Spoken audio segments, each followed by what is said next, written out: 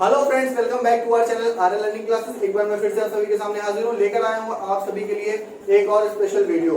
तो आज इस स्पेशल वीडियो में हम लोग पढ़ने वाले हैं इंडिया के नेशनल सिंबल्स के बारे में। ठीक है, जैसा कि आपने थंबनेल देख के पता लगा ही लिया होगा।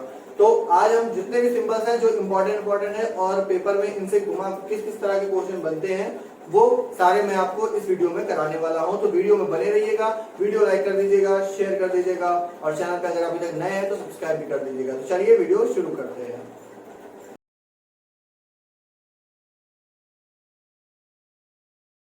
ठीक है, तो चलिए नेशनल सिंबल्स के बारे में हम लोग जानते हैं। तो पहला हम लोग पढ़ने वाले हैं अपने देश के तिरंगे से, अपने देश के झंडे से, यानी कि नेशनल फ्लैग के बारे में।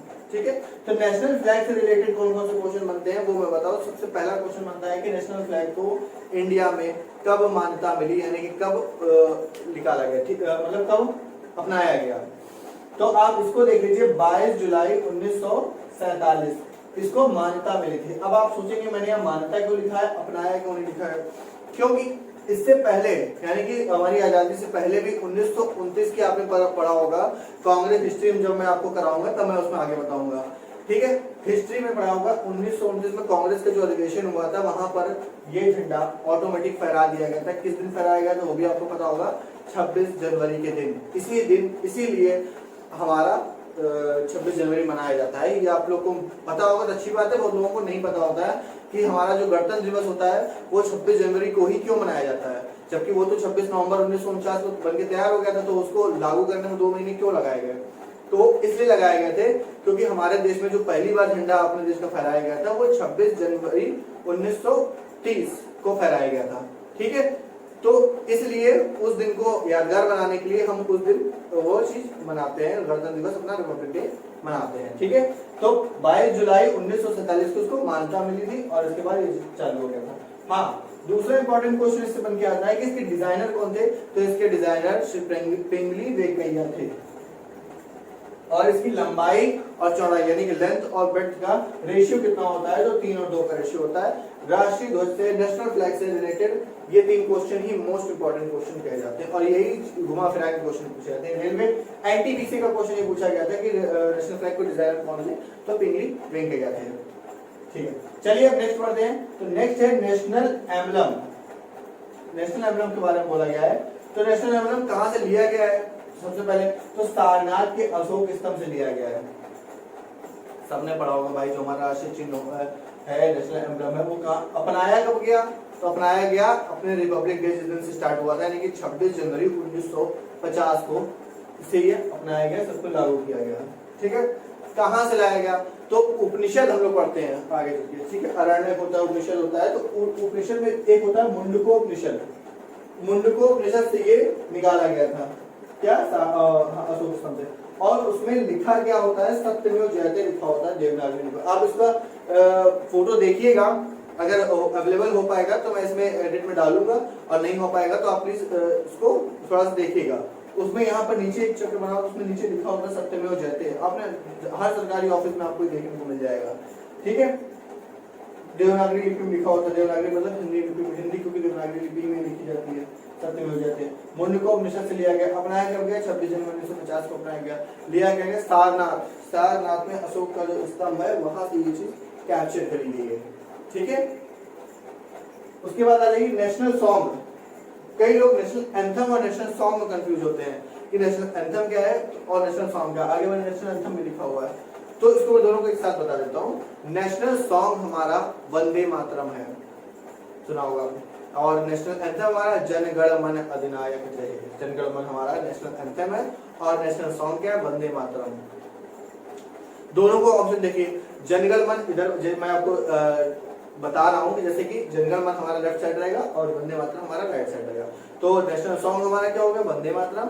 नेशनल एंथम क्या हो गया, तो जनगण मन। बनाया किसने था, भाई रिटर्न क्वेश्चन किया होगा, तो किया था किसने, ये वाला यानी कि नेशनल सॉन्ग हमारा बंकिम चंद्र चटर्जी ने, बंकिम चंद्र चटर्जी ने कहा था। और इधर वाला यानी कि जो जनगण मन था हमारा नेशनल एंथम था, उसको हमारे रविन्द्रनाथ टैगोर जी ने लिखा था।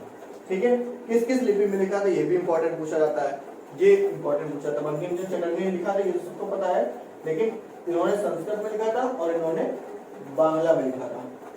ठीक है, यानी कि जो नेशनल सॉन्ग हमारा लिखा गया था वो ओरिजिनली बंकिम चंद्र चटर्जी के द्वारा संस्कृत भाषा में लिखा गया था, और जनगण मन यानी कि हमारा जो राष्ट्रगान था, नेशनल एंथम था, वो बांग्ला भाषा में लिखा गया था ओरिजिनली। और आपको इसी के साथ एक मोस्ट इंपॉर्टेंट पॉइंट और बता के मैं चलता हूँ कि जो रविंद्रनाथ टैगोर ने हमारे इंडिया के नेशनल एंथम के अलावा बांग्लादेश का भी नेशनल एंथम उन्होंने लिखा हुआ है। ठीक है, ये बात कॉपी पे नोट करके लिख लीजिएगा, इंपॉर्टेंट है, पूछा जाता है। ठीक है, अब उसी के बाद तीसरा कंपैरिजन इन लोग के बीच में करते हैं। तो तीसरा कंपैरिजन हुआ था कलकत्ता अधिवेशन, सुना होगा आपने, कांग्रेस का कलकत्ता अधिवेशन 1896 और 1911 दोनों ही बार कलकत्ता में ही पहली बार गाया गया। 1896 में नेशनल सॉन्ग को और 1911 में गाया गया पहली बार नेशनल एंथम को। दोनों ही जगह कलकत्ता ही पहली जगह थी। ठीक है, तो अगर आपसे क्वेश्चन पूछता है कि वंदे मातरम यानी कि जो नेशनल सॉन्ग था हमारा, उसको पहली बार कब अपनाया, मतलब कब गाया गया, तो 1896 के कलकत्ता अधिवेशन में, कांग्रेस के कलकत्ता अधिवेशन में। ठीक है, और जनगण मन कब गाया गया, तो 1911 के कलकत्ता अधिवेशन में गाया गया सबसे पहली बार। ठीक है, तो इससे मोस्ट इंपोर्टेंट क्वेश्चन और नहीं हो सकते। ये तीनों को मैंने आपको कंपैरिजन करके बता दिया, national song, national anthem. Bankim Chandra Chatterjee, Rabindranath Tagore, Bangla Sanskrit भाषा में लिखा गया, ये बांग्ला भाषा में लिखा गया। उसके बाद इनको 1896 में अपनाया गया, इसको 1911 में गाया गया सबसे पहली बार। ठीक है, चलिए आगे बढ़ते हैं।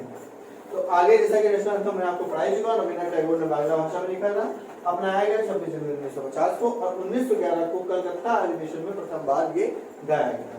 ठीक है, उसके बाद आ जाइए नेशनल कैलेंडर। नेशनल कैलेंडर हमारा शक संवत पर आधारित है। आप लोग देखते होंगे नेशनल कैलेंडर मतलब होता है राष्ट्र पंचांग, हिंदी में बोलते हैं राष्ट्रीय पंचांग। चैत्र, वैशाख, ज्येष्ठ, आषाढ़, श्रावण, भादरवा, कार्तिक, अगहन, पुष, माघ, फाल्गुन, ये आपने सुना होगा। ठीक है, तो ये कौन कौन से महीने होते हैं, हिंदी कैलेंडर उसको बोलते हैं हम लोग। तो वो शक संवत पर चलता है, हिस्ट्री में शक संवत। और ये कब से स्टार्ट हुआ था, जैसे हम लोग मानते हैं ना, तो 78 ईस्वी यानी कि एडी 78 एडी से ये स्टार्ट हुआ था। ये इंपॉर्टेंट क्वेश्चन है, छूट गया था, मैंने आपको लिख दिया स्टार्ट कब हुआ था। लेकिन इसको इंडिया में मतलब जैसे पहले तो चल रहा था, प्राचीन भारत के इतिहास से लेके वो तो मिडिवल हिस्ट्री होती हुई सब आ रहा था। ठीक है, बीच में, लेकिन जब हमारा देश आजाद हुआ उसके बाद पहली बार इसको 22 मार्च 1957 से लागू किया गया। ठीक है, बीच में कई साल नहीं रहा, नहीं नीड पड़ी, नहीं जरूरत पड़ी, लेकिन 22 मार्च 1957 से ये वापस से चालू हो गया।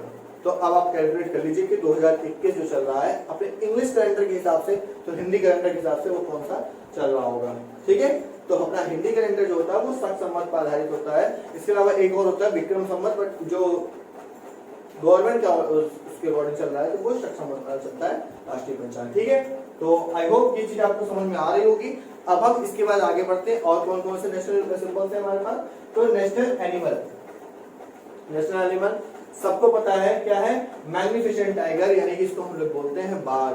ठीक है, बाघ होता है, ये आप याद रखिएगा, बाघ, जिसका साइंटिफिक नेम होता है पैंथेरा टिग्रिस, जिसका साइंटिफिक नेम होता है पैंथेरा टिग्रिस।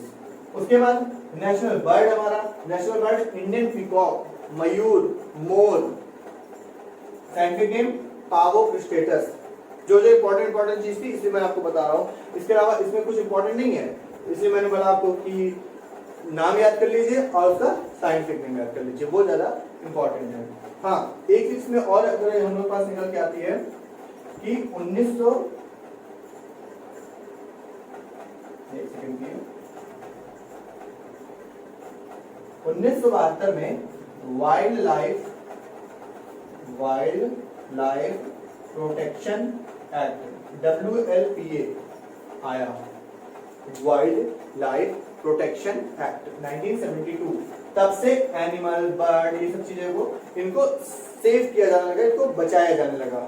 तब से इनके शुरुआत थी बचाने की। पहले क्या होता था, कोई भी आ रहा है तो जीवों को शिकारी कर रहा है, गया हंटर वगैरह हो गए, या नहीं होते थे पहले राजा महाराजा गए जंगल में, लो भाई शिकार कर रहे हैं, खेल समझते हैं इसको, चीज को, टाइगर मार दिया, शेर मार दिया, फलाना मार दिया, तो ये हो रहा था। तो वो अब इस पर रोक लगाई गई है। 1972 में वाइल्ड लाइफ प्रोटेक्शन एक्ट आया और उससे बाघ या मोर या कोई भी चीज को बचाया जा रहा है, सेव किया जा रहा है। फिर अगर आप गलती से तो नहीं कहूँगा, लेकिन अगर आप जानबूझ के अपने खेल में, हंटर में या शिकार करते हैं या इनमें से किसी को मारते हैं तो आपको सजा भी हो सकती है। इसके बारे में प्रावधान है, ठीक है। तो इसलिए ये लाया गया। नेक्स्ट बढ़ते हैं हम लोग आगे। नेक्स्ट बढ़ते हैं नेशनल फ्लावर पे। अच्छा ये देखिए मैंने 1972 में सिर्फ इन दोनों को ही शामिल किया है, क्योंकि बाकी और से शामिल करने वाले नहीं है। क्यों? अब भाई फ्लावर को भी तुम डालोगे क्या, उसमें वाइल्ड लाइफ प्रोटेक्शन आएगा, तो उसको तो नहीं डालेंगे हम लोग, तो समझिए, ठीक है। आई होप कि आप समझ रहे होंगे। अब नेशनल फ्लावर आते हैं। नेशनल फ्लावर है हमारा लोटस, कमल, सबको पता है, और साइंटिफिक नेम क्या है? नीलंबो नूसीफेरा। नीलंबो नूसीफेरा, ठीक है।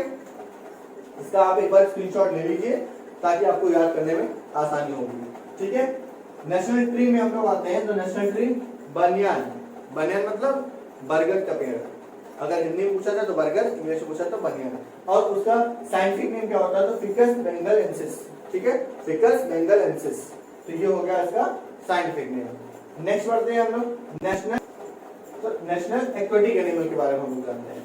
तो जैसा कि अभी हम लोगों ने पढ़ा, एक होता है एनिमल, हम लोग पढ़ चुके हैं नेशनल एनिमल। एक होता है एक्वेटिक एनिमल। एक्वेटिक एनिमल को हिंदी में बोलते हैं जलीय जीव। एक बाहर रहने वाला, एक जल में रहने वाला। जल में रहने वाला कौन है? तो वो है हमारी डॉल्फिन। प्यारी सी होती है मछली, बहुत अच्छी होती है और कभी कुछ गलत नहीं करती है, ठीक है, खेलने वाली होती है। Scientific name प्लाटानिस्टा गैंगेटिका। प्लाटानिस्टा गैंगेटिका, ठीक है। ये इसका साइंटिफिक नेम हो गया, ये इसका नेम हो गया। हाँ, इस पे एक एक्ट आया, मतलब ये कब से लागू की गई? पहले तो भाई सिर्फ नेशनल एनिमल होता था, लेकिन नेशनल एक्वेटिक एनिमल को अपनाया गया 18 मई 2010, ठीक है। 18 मई 2010 से ये चीजें वापस से स्टार्ट हो गई। मतलब इसको नेशनल एक्वेटिक एनिमल को दर्जा दिया गया, डॉल्फिन को उसका नाम दिया गया प्लाटानिस्टा गैंगेटिका, साइंटिफिक नेम हो गया, नेम दिया गया, और उसको भी संरक्षित किया जाने लगा अपने देश के अंदर। जैसे एनिमल वगैरह होगा वैसे नेशनल एक्वेटिक एनिमल हो गया, ठीक है। और नेशनल रिवर लास्ट में, तो वो तो सबको पता है, गंगा है, ठीक है। तो आई होप कि पूरा वीडियो आपको समझ में आया होगा। वीडियो पसंद आया तो बहुत अच्छी बात है, नहीं पसंद आया तो भी बहुत अच्छी बात है। आप लोग लाइक जरूर करके जाइएगा, ठीक है। अब हम मिलते हैं नेक्स्ट वीडियो में किसी और नए टॉपिक के साथ। तब तक के लिए बने रहिएगा, देखते रहिए हमारा चैनल।